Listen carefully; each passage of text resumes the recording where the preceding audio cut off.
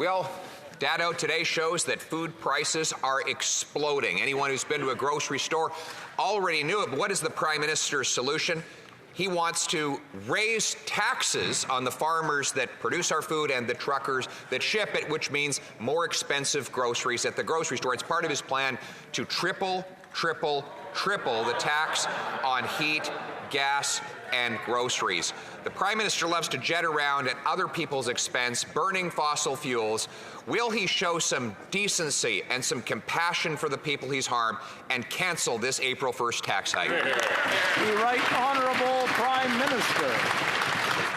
Mr. Speaker, when I sat down with farmers a few weeks ago to hear their concerns and to talk with them about how we're moving forward, they expressed to me their real concerns and, quite frankly, their leadership in the fight against climate change and their leadership on protecting the environment. And that's why I underline to them and to all Canadians that the Leader of the Opposition is simply wrong in his approach on not fighting climate change. The price on pollution puts more money back in the pockets of Canadians while keeping our air clean. Indeed, a family of 4 in the opposition leader's riding received over $185 from our government in January, thanks to the Climate Action Incentive. The Honourable Leader of the Opposition.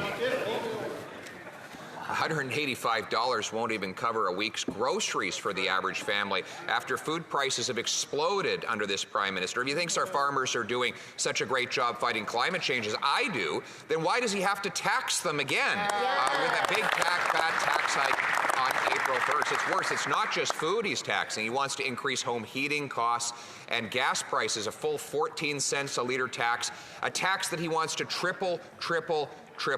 Will he cancel his planned April 1st tax hike so that Canadians can afford to eat, heat, and house themselves? The Right Honourable Prime Minister.